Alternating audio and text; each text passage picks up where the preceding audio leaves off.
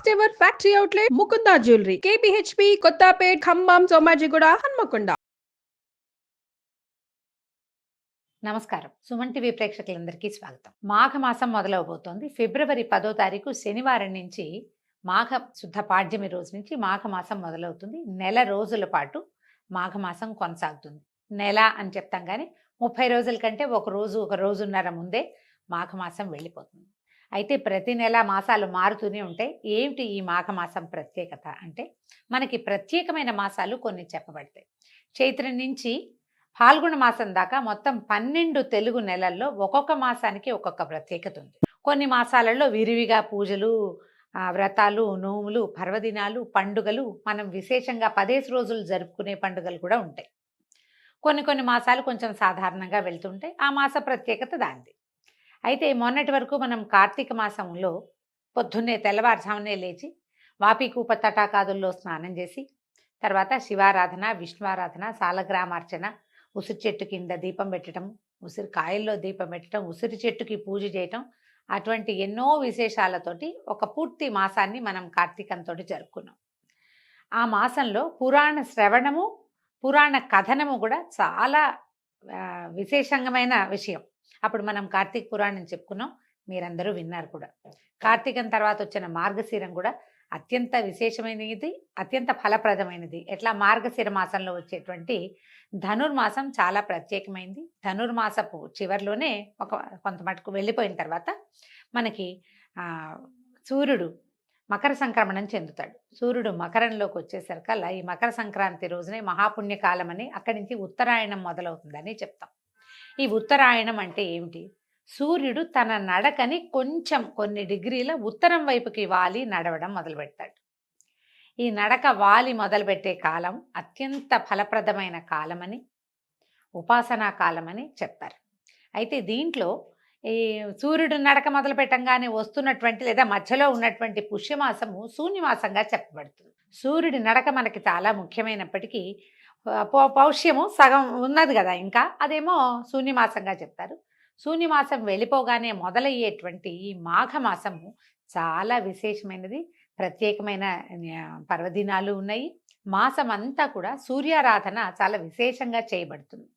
సూర్యారాధన ఎట్లా చేయాలి, సూర్యుడికి ప్రత్యేకంగా పూజ చేసే విధానాలు ఉన్నప్పటికీ ఏ విధానము తెలియని వాళ్ళు కూడా సూర్యుడిని సులభంగా ఉపాసన చేసుకోవచ్చు.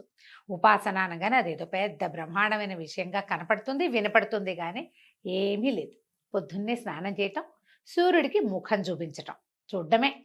ఎదురుగుండా సూర్యబింబానికి ఇలా ఆయన ఇట్లా బయటకు వస్తూ ఉంటాడు, మనం చక్కగా ఎదురుగుండా నిలబెడతాం. సుస్నాతులై చక్కగా స్నానం చేసి, దీనికోసం మళ్ళీ మనం నదికో వాపీకూప తటాకాదులకో వెళ్ళక్కర్లా, ఇంట్లో స్నానం చేసినా సరిపోతుంది. వాపీకూప తటాకాదులకి ఏదైనా నదీ స్నానము, సముద్ర స్నానము చేస్తే మరింత ఫలప్రదము, విశేషము. చెయ్యలేకపోయినా తప్పులేదు. ఇంట్లో స్నానం చేసిన సూర్యోదయం అవ్వగానే సూర్యబింబాన్ని చూసి, మనకి అవకాశం ఉండి కుదిరితే ఓ చిన్న రాగి పాత్రలో కాసిన మంచినీళ్ళు తీసుకుని, అందులో ఓ తులసి దళమో 2 అక్షింతలో ఓ చిన్న పువ్వో వేసి సూర్యుడికి ఆ చెంబు చూపించి నమస్కారం చేసి, ఆ చెంబులో ఉన్న నీళ్ళని సూర్యుడి కోసం అర్ఘ్యమిస్తున్నట్టుగా భావించి, మంత్రాలు వచ్చిన వాళ్ళు మంత్ర విధానం చెప్పుకుంటారు, మనకి రాదు, మనం ఇలా చేయొచ్చు. ఏదైనా పచ్చని చెట్టులో ఆ నీరుని సూర్యుడికి చూపిస్తూ గనక పోసేస్తే సూర్యారాధన పూర్తయిపోయినట్టే. మీరు విశేషంగా చక్కగా పాలతోటి పాయసం ఉండి నివేదన పెడతాము అంటే మహత్తరంగా ఉంటుంది. అది సాగకపోయినా నమస్కారము, అర్ఘ్యప్రదానము చాలా విశేషాన్ని సంతరించుకున్నాయి. ఈ నెల రోజులు గనక సూర్యారాధన, సూర్యోపాసన చేసిన వాళ్ళకి ఆరోగ్యం సిద్ధిస్తుంది అని చెప్తారు. ఇది చాలా విశేషమైనదని, ఎన్నో రకాల పాపాలు చేసిన వాళ్ళు కూడా ఈ ఉపాసన వల్ల దాన్ని పోగొట్టుకోగలుగుతారని చెప్తారు. కార్తీక మాసంలో లాగానే ఈ మాఘమాసంలో కూడా మాఘ పురాణం వింటాం, అంటే మాఘమాస మహాత్మ్యాన్ని వినడం కూడా చాలా మంచి విషయం. మాఘమాస వైశిష్ట్యాన్ని చెప్పేవాళ్ళు, వినేవాళ్ళు కూడా తరిస్తారని, ఎన్నో రకాల పాపాలు అవి పోగొట్టుకోవచ్చని, తర్వాత ఆరోగ్యం కూడా సిద్ధిస్తుందని చాలా విశేషంగా చెప్పబడింది. సో ఈ రోజు నుంచి రోజు పొద్దున్నే లేదా ముందు రోజు సాయంత్రమైనా మనం మాఘ పురాణం చెప్పుకుందాము. సాయంకాలము రిలే మన వాళ్ళు ట్రాన్స్మిట్ చేస్తారు, పొద్దున కూడా వస్తుంది. కుదిరితే ముందు రోజే వినండి, లేదా మర్నాడు పొద్దున, మధ్యాహ్నం, సాయంత్రం, రాత్రి లోపల ఎప్పుడు కుదిరితే అప్పుడు మాఘమాస వైశిష్ట్యాన్ని తప్పకుండా వినండి. ఇది ఒక మంచి అవకాశం కదా. సోషల్ మీడియా వచ్చాక మనకి చాలా మంచి మంచి అవకాశాలు లభిస్తున్నాయి. అందులో ఈ పురాణ శ్రవణాలు ఒకటి. పుస్తకం మనమే తెచ్చుకుని చదువుకోగలిగితే చాలా బాగుంటుంది. కానీ మరి అది పని చేయగలమో లేదో. చేయగలిగిన వాళ్ళు చక్కగా పుస్తకం పెట్టుకుని దేవుడి దగ్గర కూర్చున్నప్పుడే పూజ చేసేసుకోవటము, మాఘ పురాణం చదువుకోండి. అవకాశం లేని వాళ్ళు హాయిగా వినండి, చక్కగా చెప్తాను, సంతోషంగా విని పూజ చేసుకోవటము సింపుల్ పూజే. కానీ తప్పకుండా సూర్యారాధనని మీ జీవితంలో భాగం చేసుకోండి. పిల్లలకు కూడా దీన్ని అలవర్చండి. సో ఇవాళ నుంచి మన మాఘ పురాణం మొదలు పెడతాం. ఏం చెప్తున్నారో చూద్దాం. మాఘ పురాణంలోని మొదటి అధ్యాయంలో ఉన్నాం. భరతభూమి పవిత్రమైన పుణ్యభూమి. ఇందు నైమిషారణ్యము సకల పురాణ పురుషులకు, మహాయోగులకు, మహర్షులకు నిలయమైనది. అందు సౌనకాది మహామునులు లోక కళ్యాణార్థము ఒక మహాయజ్ఞాన్ని తలపెట్టారు. మరి మహర్షుల జీవితం అంతా మానవ శ్రేయస్సు కొరకే కదా. నిజంగా చూడండి, మనకి 12 నెలలు ఉన్నాయి. జనరల్గా మనం ఏం చెప్పుకుంటామండి, పోయింది పొల్లు, ఇవాళ రోజు పోతే నిన్నటి రోజు పోయింది, ఇవాళకి రాదు, ఏది రాదు. నిన్న చేసేసింది ఏది ఇవాళ మనం మార్చలేము. ఒక్క నిమిషం కూడా పోయిన కాలం తిరిగి రాదు. కానీ మనకి నెలలు మాత్రం తిరిగి వస్తాయి, ఆ ఋతువులు తిరిగి వస్తాయి, పర్వదినాలు తిరిగి వస్తాయి. ఈ సంవత్సరం మాఘమాసం ఏమీ చేయలే, పొద్దున్నే ఒక్కరోజు కూడా పొద్దున్నే లేచి సూర్యుడి మొహం చూడలేదు. వచ్చే సంవత్సరం చూడు, పోని నిరుడు చూడలేదు, ఈ ఏడాది చూసేందుకు మనకు అవకాశం ఇస్తుంది. మిగిలినవన్నీ వెళ్ళిపోతాయి, కానీ ఇవి మాత్రం వెళ్ళవండి. మనం పోగొట్టుకున్న కాలం పోతుంది. కానీ పర్వదినాలు, మంచి అద్భుతమైన ఋతువులు, అద్భుతమైన మాసాలు, పూజా విధానాలు ఏటా ఏటా సైకిల్ చక్రంలాగా తిరిగి కిందున్న చుక్క మళ్ళీ పైకి వస్తూనే ఉంటుంది. మనకు అవకాశం ఇచ్చారు, అది ఇచ్చినది ఎవరు? మన మహర్షులే. వాళ్ళకి ఎప్పుడూ కృతజ్ఞులుగా ఉండాలి. తప్పకుండా ప్రతి మనిషి ఋషి రుణం తీర్చుకోవాలట. ఋషి రుణం తీర్చుకోవాలంటే ఏముంది, వాళ్ళు చెప్పిన విధానాన్ని పాటిస్తే సరిపోతుంది. అంతకంటే పెద్దగా ఏం చేసి ఎక్కర్లేదు, మన జీవితం నుంచి ఏది తీసి ఇవ్వక్కర్లా. ఇది చేయండి అని చెప్పారు, చేస్తే సరిపోతుంది. తలపెట్టిన మహాయజ్ఞం పరిసమాప్తం అవటానికి ఒక పుష్కర కాలం పడుతుంది. సత్రయాగం అంటారండి, 12 సంవత్సరాలు పడుతుందట. ఈ యజ్ఞము నిర్విఘ్నంగా కొనసాగటం కోసం నైమిషారణ్యంలోని గోమతి నదీ తీర ప్రాంతాన్ని యజ్ఞస్థలంగా ఎంచుకొని ఒక శుభముహూర్తంలో మహాయజ్ఞాన్ని ప్రారంభించారు. ఆ యజ్ఞాన్ని చూసి తరించాలని భరతఖండంలోని నలుదిక్కుల నుంచి తపోధనులు ఎందరో వచ్చి యజ్ఞశాల సమీపంలో నివాసం ఏర్పరచుకున్నారు. అందులో శతాధిక వృద్ధులు, సకల శాస్త్ర పారంగతులు, వేద పండితులు, బ్రహ్మతేజస్సుతో విరాజిల్లే తపోధనులు, మునికుమారులు ఇత్యాదులు ఎందరో ఉన్నారు. అనుభవశాలుడైనటువంటి మునీశ్వరులు ఎందరో తమ తమ శిష్య బృందంతో, పరివారంతో, మహర్షులతో, వేదశాస్త్ర మంత్ర కోవిదులతోటి తండోపతండాలుగా ఈ యజ్ఞశాలని చేరుకున్నారు. ఈ యజ్ఞశాల అంతా వీళ్ళందరితోటి కిటకిటలాడిపోతోందట. సకల లోక కళ్యాణార్థమై 12 సంవత్సరాల పాటు ఏకధాటిగా సాగే ఆ మహాయజ్ఞానికి సకల శాస్త్ర పురాణ కోవిదుడు, పురాణములు చెప్పుటలో ఔపోసన పట్టిన దిట్టయు అయినటువంటి సూత మహర్షి కూడా తన శిష్య బృందంతో వేంచేశాడు. ఆ మహాయజ్ఞ నిర్వహణ కార్యక్రమాల్లో నిమగ్నమయ్యాడట. సూత మహాముని కథలు ఒక విషయము మనం ఎన్నో కథల్లో వింటామండి. అయితే సూత మహాముని చాలా విశేషమైన వాడు. మనకి చాలా వ్రతగాథల్లో సూత మహాముని ఇట్లా చెప్పడం మొదలుపెట్టాడు. సూత మహామునే మహాభారతాన్ని ఇంకొకళ్ళకి చెప్పాడు. నలదమయంతుల కథ సూత మహామునే చెప్పాడు. ఇట్లా సూత మహర్షి ఎందరికో ఎన్నో రకాల పురాణ గాథల్ని తెలియజేశాడు. ప్రఖ్యాత పౌరాణికుడు అనమాట. మాలాంటి వాళ్ళకి ఆదర్శప్రాయుడు, ఆయనకి దండం పెట్టుకుని ఏదైనా మొదలు పెట్టాలి కథ చెప్పటం. సూత మహర్షి రాకతోటి ఆ ప్రాంతమంతా సంతోష సాగరంలో మునిగిపోయింది. అక్కడున్న సమస్త జనులు సూతుల వారి ఆశీర్వాదంతో, పర్యవేక్షణతో యాగం నిరాటంకంగా కొనసాగుతుందని ఆనందించారు. ఎంతో ఆనందంగా ఉన్నారట.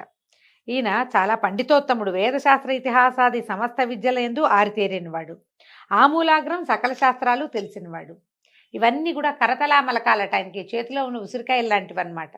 వారి ముఖం నుంచి నిత్యము బ్రహ్మతేజస్సు ప్రకాశిస్తూ ఉంటుంది. ఆయన నిత్య మందస్మిత వదనారవిందుడు, ఎప్పుడూ చక్కగా నవ్వుతూ ఉంటాడట. బహుముఖ ప్రజ్ఞాశాలి అయినటువంటి సూత మహర్షికి అక్కడ ఉన్న వాళ్ళంతా అనేక నమస్కారాలు చేసి స్వాగత సత్కారాలు చేశారు.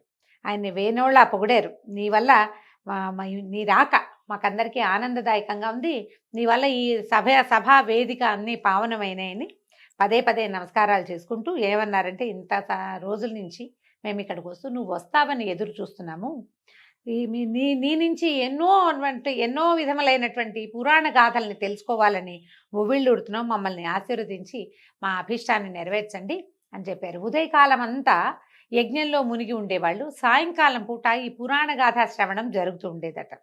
ఆయన వాళ్ళందరి కోరికని గ్రహించి జనులారా, లోక కళ్యాణార్థం ఇంతటి మహాయజ్ఞాన్ని తలపెట్టడం నాకెంతో ఆనందాన్ని కలగజేస్తోంది. ఇది ఎంతో శ్లాఘనీయమైంది. యజ్ఞ విరామ సమయంలో మీరు నా నుంచి పురాణ గాథలు వినాలని అనుకోవటం కూడా చాలా అభినందించవలసిన విషయము. పుణ్యకార్యములందు పురాణ ప్రవచనములు చేయుట మిక్కిలి పుణ్యదాయకము. మిమ్మల్ని అందరినీ నా శక్తి కొద్దీ పురాణ ప్రవచనం చేసి తృప్తిపరచగలను. ఇదే నా విద్యుక్త ధర్మం. తప్పకుండా మీ కోరిక నెరవేరుస్తానని చెప్పాడు. ముందంతా యాగంలో మునిగారు. చాలా పనులు ఉంటాయి యజ్ఞం అంటే. ఇప్పుడే యజ్ఞాలు చాలా పెద్దవండి. పురాతన కాలంలో ఇన్ని అవకాశాలు లేని చోట అప్పుడు మరింత కష్టంగా ఉండేది. యజ్ఞం చాలా పెద్ద క్రియ. సంతోషించి సౌనకాది మునులందరూ కూడా సూత మహర్షిని అర్ఘ్యపాద్యాదులతోటి పూజించి తగు రీతిన సత్కరించి ఉచితాసనం మీద ఆసీనుల్ని జయించారు. సరే, క్రమంగా మొత్తం యజ్ఞము వ్యవహారము అన్నీ మొదలుపెట్టారనమాట. సరే, పొద్దునంతా ఈ వ్యవహారం అయిన తర్వాత సాయంకాలము కొంచెం విశ్రాంతి తీసుకున్న తర్వాత ఆయనకు ఒక ఆసనం ఏర్పరిచి ఆయన అక్కడ కూర్చోబెట్టి ఈ శౌనక మహాముని చెప్తున్నాడనమాట. నీ ద్వారా మేము అనేక ఇతిహాస రహస్యాలు అందులో సారాన్ని గ్రహించాం తండ్రి. వీలైనప్పుడల్లా తమరు మాకు అనేక రకాల కథా కాలక్షేపంతో పాటు నీతి శాస్త్రాన్ని కూడా బోధిస్తూనే ఉన్నారు. అయినా కూడా ఇది ఒక అంతులేని సముద్రం వంటిది. మీరు సమస్త లోకాల యందు సంచరిస్తూనే ఉంటారు కాబట్టి సిద్ధపురుషులైన మీ నుంచి ఎప్పటికప్పుడు కొంగొత్త విషయాల్ని నేర్వవలనే కోరికతోటే ఉంటాము. మాకు తెలియని విషయాలు ఏమైనా ఉంటే విరామ సమయాల్లో వినిపించండి. ఇది విరామం కాబట్టి ఇది చెప్పమన్నారట. అయితే ఈయన ఏమన్నాడు, సౌనకాది మునులారా, మీ మనసులోని కోరిక నేను గ్రహించాను. మీరు వినదగిన నాకు తెలిసిన పురాణ గాథలన్నిటి శాయశక్తులా మీకు వినిపిస్తాను. ఈ పుణ్యకథలు చెప్పటం వల్ల, ఇప్పుడు యజ్ఞ సమయంలో చెప్పడం వల్ల మీకు మంచిది, నాకు కూడా మంచిది. శ్రద్ధగా వినండి అని ఒక కథ చెప్పడం మొదలుపెట్టారు. ఏం చెప్తున్నారు వీళ్ళంతా?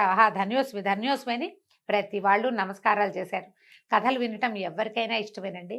కథని ఏదో ఒక గాథ, ఏదో ఒకటి కల్పిత గాథ కాకుండా నిజంగా జరిగినది, ప్రత్యక్ష నిదర్శనం కలిగిన విషయాన్ని సాకల్యంగా ఆమూలాగ్రం శ్రీ నుంచి శుభం వరకు మొత్తం కథ అంతా ఎవరైనా వివరంగా, మళ్ళీ అందులో జరిగిన సంఘటనల్ని ఎంతో కొంత విస్తరంగా చెప్తుంటే ఇంటర్ప్రేట్ చేస్తూ అసలు ఉద్దేశం ఏమిటి, కథాగమనంలో వచ్చినటువంటి విశేషాలని మరింత విశదీకరించి నీతి వాక్యాలతోటి కనుక తెలియజేస్తే జీవితానికి ఎంతో ఉపయోగపడుతుంది. పురాణ శ్రవణం ఎప్పుడు మంచిదేనండి. ఈ సౌనకాది మునులు వాళ్ళంతటి వాళ్ళు ఎంతో తపస్సు చేసుకోగలిగిన వాళ్ళు, స్వయంగా తపస్సులు, ప్రతి వాళ్ళు పండితులు అయినా కూడా మనకంటే పెద్దవాడు చెప్పేది వినాలన్న వినయం ఉండటము ఇక్కడ చాలా విశేషమైన సంగతి. అయితే ఇప్పుడు ఏం చెప్తున్నారంటే, ఓ మునులారా, మీ కోరిక చాలా నచ్చింది నాకు. అయితే మీరు ఏం వినాలనుకుంటున్నారు అని అడిగేసరికల్లా వీళ్ళు ఏం చెప్పారు, అక్కడున్న ఆయన ఒక పెద్ద మనిషి, ఒక మహాముని చెప్తున్నారట. పురాణ పురుష, పద్మపురాణాంతర్గతమైన మాఘమాస మహాత్మ్యాన్ని వినాలని ఉత్సుకతతోటి ఉన్నాము. కాబట్టి మాకు మాఘమాస మహాత్మ్యము, ఆ మాసంలో ఆచరించవలసినటువంటి విధి విధానాలను ధర్మాలను వినిపించి మమ్మల్ని ధన్యులు చేయమని అడిగారు. దాంతో సరిగ్గా చెప్పబోతున్నారనమాట. మాఘ పురాణం వినటం ఎల్లరకు శ్రేయోదార్ఘ్యమే. ఈ మహాయజ్ఞ పుణ్యకార్య సమయంలో మాఘమాస మహాత్మ్యం వినిపించే మహద్భాగ్యం కలిగినందుకు నాకెంతో సంతోషంగా ఉంది. సావధానులై వినమంటున్నారు. ఓ మునిశ్రేష్ఠులారా, నేను రోమహర్షణ మహర్షి కుమారుడను, వేదవ్యాస మహర్షికి ప్రియ శిష్యుడను. నా తండ్రి సకల శాస్త్ర కోవిదుడు అగుట చేత ఆయన వద్ద నుంచి నేను సకల శాస్త్రాలు అభ్యసించాను. అదీకాక వేదవ్యాస మహర్షికి ప్రియ శిష్యుడిని అయినందువలన నా గురువుగారి దయ వలన నాకు అబ్బిన జ్ఞానం అంతటినీ 10 మందికి పంచిపెట్టి పరమాత్ముని సన్నిధిని చేరాలనే కోరికతోటి ఉన్నాను. ఆయన దయ వల్లనే మీరు అడిగిన ప్రశ్నలన్నిటికీ జవాబు చెప్పగలవాడిని అయ్యాను. ఇవి పుణ్యగాథలు, సకల లోకములను తరింపచేయును, సర్వశుభములను ఒసగును. పూర్వం మీరడిగినట్టే వశిష్ఠ మహామునిని దిలీప మహారాజు మాఘమాస మహాత్మ్యాన్ని వివరించమని కోరాడు. తన కులగురువు అయినటువంటి వశిష్ఠుల వారు చెప్పిన దాన్ని దిలీప మహారాజు శ్రద్ధగా విని తరించాడు. దాన్నే మీకు ఇప్పుడు చెప్పబోతున్నాను, సావధానులుగా వినమన్నారు. దీంతో మొదటి అధ్యాయం పూర్తయిందండి.